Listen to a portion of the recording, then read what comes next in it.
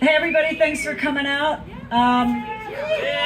The show's about to start, so if y'all gather around.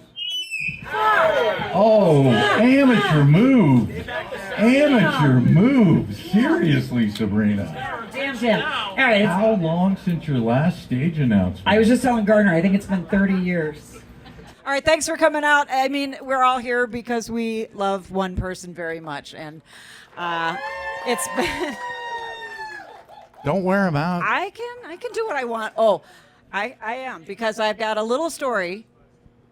It's just a little one, but it comes from the imitation is the highest form of flattery, because one Halloween I dressed up as F. This would have been in the late...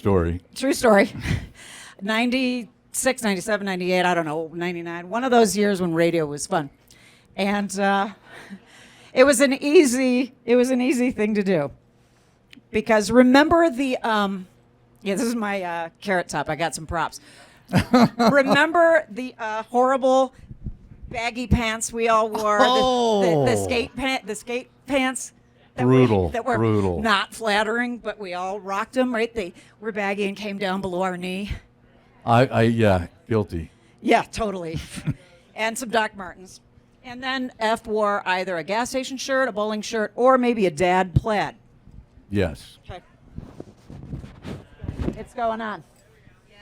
All right, this is the full F effect. Am I F? Okay. The pièce de raison would be the hat, right? The hat. But, oh, no.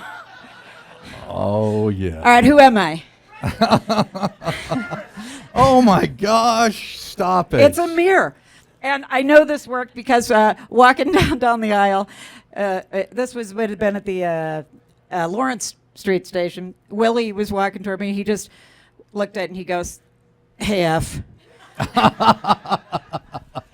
So this is my Effie tribute. Oh, thank you. And, you know, it's easy to dress like him, right? I think the world would be a better place if we were a little bit more like him. Because we know the world would be a lot more fucking funny, where we know that it is with the man, the myth, the legend, F. Troy Puff. Welcome to the stage. Oh, my gosh. Oh, my gosh. Thank you so much for having me. Honestly, it has been a long time since I've seen so many of you, and I thought I looked bad. You guys, what happened? Seriously. That is rough, man. So I do want to thank, there are way too many people for me to get in and thank individually, but and a lot of people, I know you work behind the scenes, and I don't even know what you did. So if we could get, no, I don't, I honestly, but I thank you for it. Thank you. So a big round of applause for all of you for putting this on. Thanks for yourselves. Awesome. And a big round of applause for my very first comedy special, right? Also my very last comedy special. You weren't supposed to laugh at that one. That was a freaking test, man. And I know you're fake chortling, all right? I've heard half of your fake work laughs because I've seen you around Kenny Marks. Seriously? And anyway, so and all of this content, just so you know, has been run by a 22-year-old online gamer while we were playing Grand Theft Auto, and they thought none of it was funny. All right, so I know if you're faking it here. Except for that last joke, when I told them they didn't laugh, they thought the last joke was a little bit funny. So we do need a name for the show. So I know a lot of the time the comedy specials, come out of a joke. So if you think of something, you can yell it out. The first person that yells out "stand up," though, you're out of here. All right? Can we do that? So, This is not oxygen. This is just my water bottle. Yeah, it does look like I could just put it in my mouth and it looks worse than it is. But anyway, so let's bring it up a little bit and talk about ALS. Yeah, woo, there we go.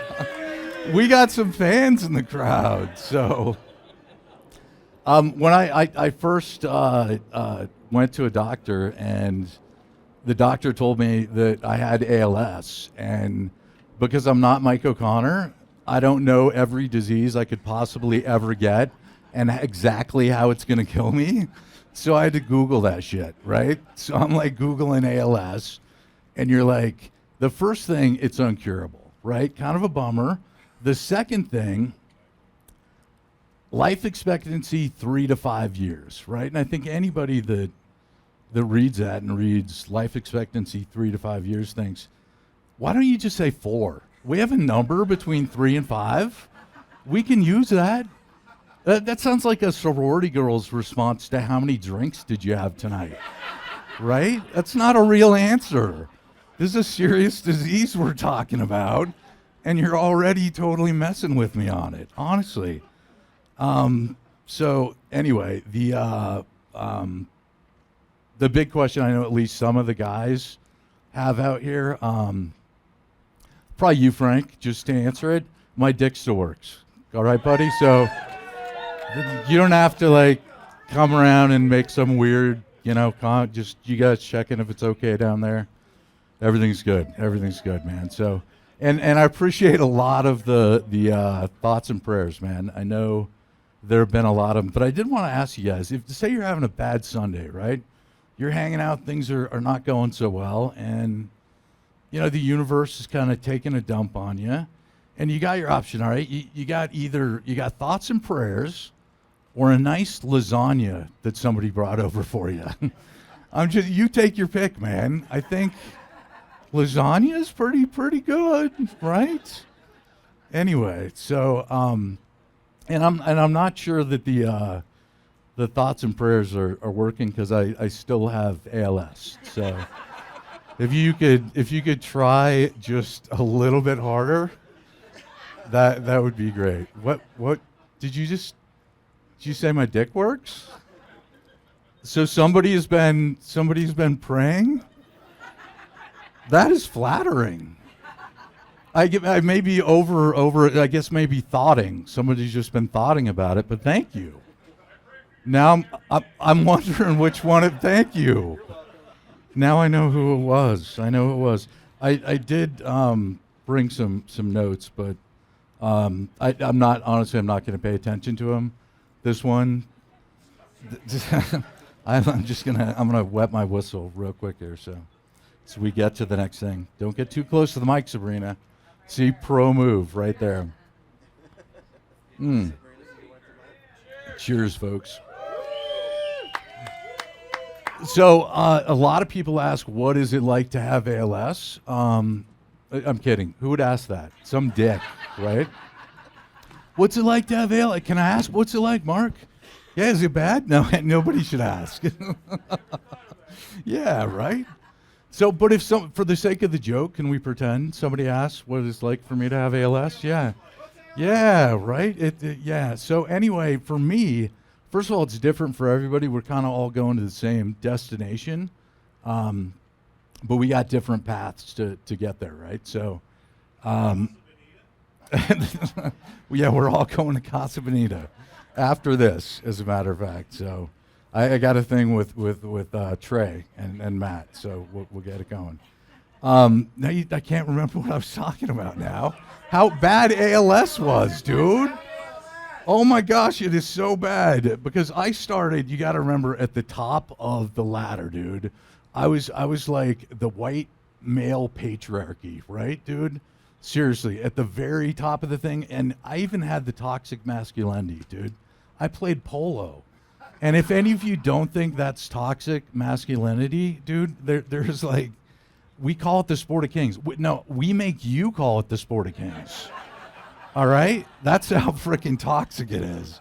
So I'm at the very top of the ladder, and then I realized when I'm cruising around in my wheelchair one day, and there's a homeless person, and they've got a sign up, and I'm cruising by, and they don't even make eye contact with me. And I'm like, this is where I'm at. I'm right below the ladder. Like if you could not climb a ladder, there'd be a flat spot for us with the wheels. That's where I went down to in society, at the bottom, man. So it's interesting, a lot of it. You get to learn stuff about people. I'm gonna give you two groups of people and two ways they act, and you just have to match them up, okay? One group of people will almost always open a door for me if I'm coming along in my wheelchair, right? And the second group of people will almost never open a door for me, okay? So one group of them, you can decide which one they go into, is construction workers, all right? And the second group is middle-aged suburban housewives, or fucking bitches, as I call them. No, I'm serious. I'm totally serious. No, a construction worker. Is my mic moved? Is it good? Can you hear me? Sorry, man.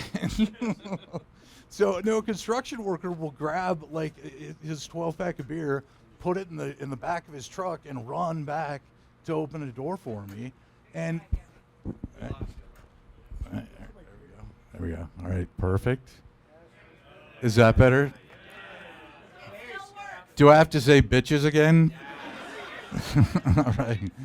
So the bitches, the construction workers are fine. They'll run across the parking lot, but they got their Choco Mocha latte. They got their headphones in, got the yoga pants on, and I swear they will try to walk their way to the door so they don't have to open it for me. Seriously, I'm like, what are you doing, man? And it's somewhat the same when you're around wheelchair and around cars. But a lot of my friends, if we're in a parking lot, they'll be like, look out for the cars. And I'm like, they'll stop. They always have. I've been playing chicken with cars since I've been in this wheelchair, and 100% of them have stopped. Literally, man. And I mean, and I don't like get in the street and go race them, but it's usually I'm like at a crosswalk, right? And they're turning right. And I'm cruising along, and they're like, oh, I got time to turn right in front of you. And I'm like, no, you don't. And we're like making eye contact at this point, right? And they're like, I think I might. I'm like, you don't. And they're like, well, you'll slow down. I'm like, no, not going to slow down. They're like, well, I might hit you. And I'm like, what are you going to do? You going to paralyze me? Is that your big plan? Go ahead. Yeah, hit me. Seriously. The only ones, and this is a warning for all of you, the only cars I don't mess with are the ones with either the hang tag, the handicapped, or the handicap plates on there. Yeah, dude. Because if they hit me, that's just tarred on tarred violence. And nobody cares about that, dude. You're like, if you're going to kill your own people, what can we do about it, man? There's nothing, we can't save you, so nobody's going to care about that. So those I avoid. Look out for those. I got to see if I'm not supposed to drink bourbon again. Hang on. Wait a minute. Oh, man. So I'm living in assisted living facility. There's some people here from Balfour that take wonderful care of me. Can we give them a little hand? Excellent. They're here. Honestly, I moved into this place, and it's a little bit weird because I'm younger than most of the people's children, which is kind of a weird thing. So I was trying to figure out what to call them, and I'm like, I don't know, like roomies sounds a little weird, or like, flatmates, a little Euro, right? But doesn't sound right. I'm like bros, I don't know. So I came up with, I call them the elders, which is really good. Because old fucks sounded way too rude. And just so you know, old folks means the exact same thing as the other one, so don't use that with old people.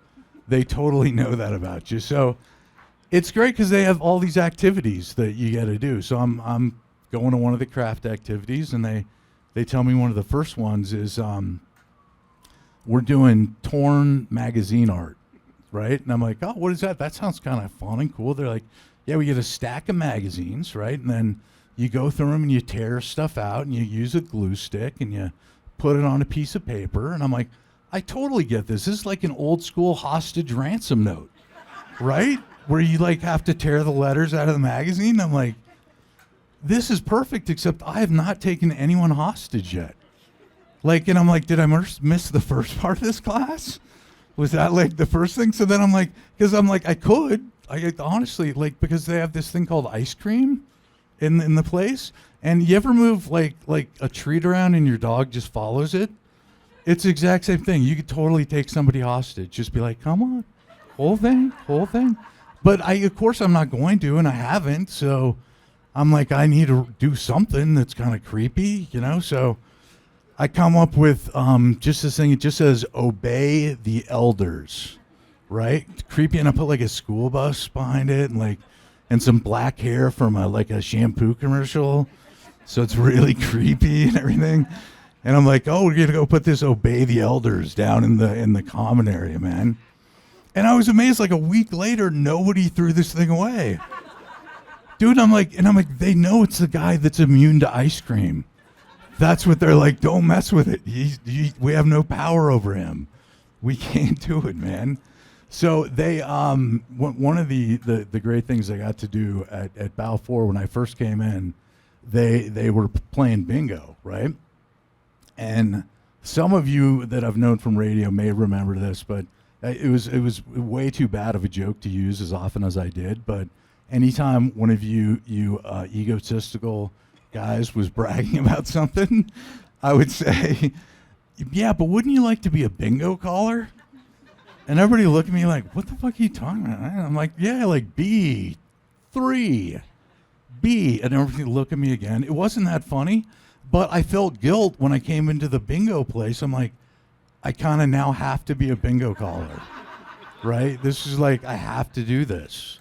It's like your fucked up bucket list thing, right? So I go in and I'm like, I got this. I'm going to be the best bingo caller Balfour has ever had, right? So I do my show prep. Right? So I got it, and I'm like, 16 as in I like Ike, right? I'm like, it's timely, it's topical, they're gonna get it, right? Totally. And I'm like, bingo was invented in 1938 by a traveling salesman from New York who found a game called Beano, turned it into bingo, and popularized it in churches and bingo halls across the United States. And I'm like, I'm gonna kill it. This is so good. And I talked to my buddy over here who's working the soundboard, Zach. And I'm like, dude, I'm trying out all my show prep on him for bingo, right? And he says to me, dude, that is really, really good. Do you think maybe they want you to just shut up and play the music? And he was right.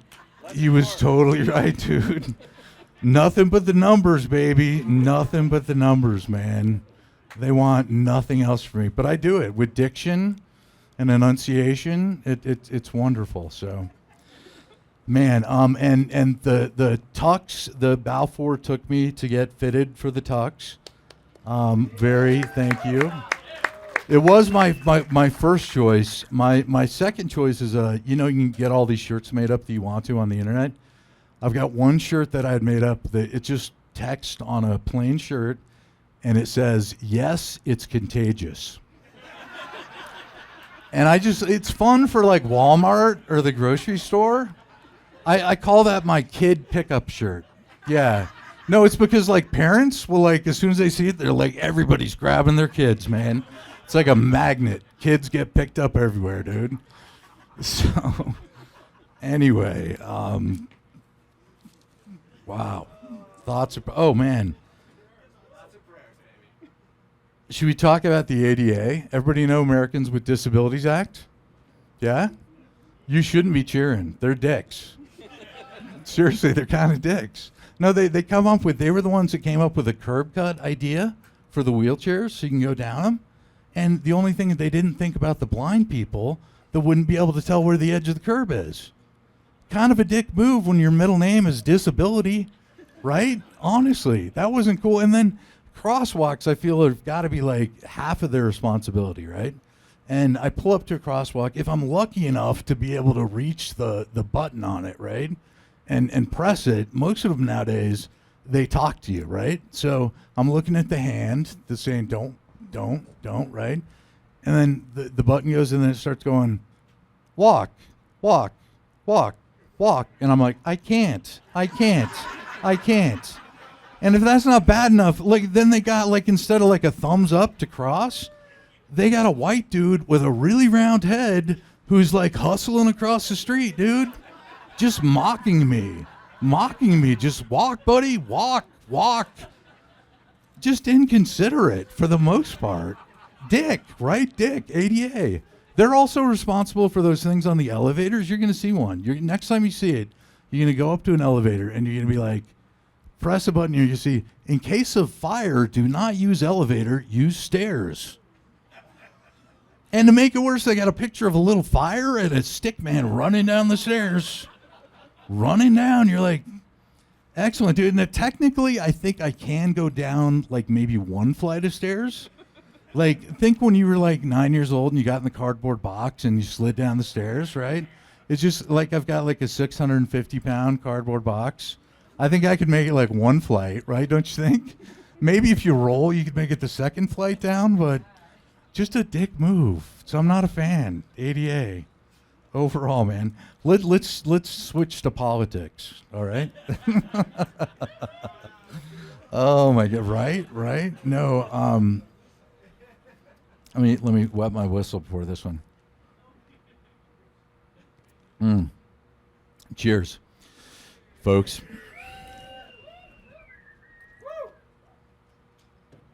So I'm hanging out with the elders, right? One of them throws at me this awesome political joke. You guys might have even heard this one before. Have you heard it? Other than that, Mrs. Lincoln, how did you enjoy the play? Right? And I'm like, that is pretty good. That's kind of hilarious. So I'm like, other than that, Jackie O, how did you like the parade? Too soon, by the way, for that one. Way too soon. I don't know, Mrs. Lincoln's fine, but Jackie O, a little too soon, I guess. Anyway, so be careful with your politics jokes. And so I could tell radio stories, but half of you know them, and half of them are unbelievable. But some of you know that I worked at Walt Disney World before I got into radio, and it was amazing time. I got to be one of the guys with a microphone, and I've realized late in life that anytime anybody asks me for a microphone, I say yes. Seriously. Like if I'm going through a Home Depot and the guy's like, I can press some buttons on this phone and you can talk through it to the whole store. I'm like, yeah, do it. Let's go. Honestly, I'm just addicted to the microphone stuff. So I got to have a microphone at Disney World, and it is true they've got like underground tunnels at Disney World. And the crazy thing is, though, we got to wear these really cool costumes that were just sweatsuits. And a lot of people, everybody here has been to like Walt Disney World or Disneyland, right? All of you, yeah. And you've seen like the characters up on the floats going by. The thing you don't know when you're looking up at Minnie Mouse and she's waving at you from the top of the parade there, Minnie Mouse is actually Christine, and she's 24 years old, 24, and she was at Bamboo Joe's until last call last night. And it's noon on a Florida day, and she's wearing this really hot mouse head on her head, man. And it's not good for her, man. If you could think about it, and you're like, is she gonna throw up in the costume? Yes, she is. Unfortunately, that's her problem. No one takes them out until they get them backstage. Thing you have to sign. But you don't have to worry about her falling down because they have like a pole that goes up and then a belt that goes around your waist. So if you're ever at Disney World and you see like Minnie Mouse doing this weird dance move, like this, that's just Kara, and she's passed out, hungover, man, just doing it. It's horrifying, really, the reality behind it. There's one story. I'm walking through the alleys underneath here, right? And those costumes get really, really hot. That's why they pass out, and they've built these really cool devices to cool them off. You guys have probably seen boot warmers, but these are like tall boot warmers. So it's like a tube coming up, and you put the head on top of it, and it blows air up through the bottom so that it'll dry the vomit out. But anyway, no, it works really well to have the heads on these things to cool it. But I'm walking down through the alleys of Walt Disney World, and I see Snow White, right? And she's like the dead ringer for Snow White, totally. but she's wearing this like floor length dress, right? And the floor length dress, she's got one foot up on a box to try to kind of cool off, and she's smoking a cigarette, right? This is a long time ago when you could do this. And next to her, all the seven dwarfs' heads are on stakes. Dude, if cell phones only existed, man, would that not be awesome, dude? The best picture in the world on that.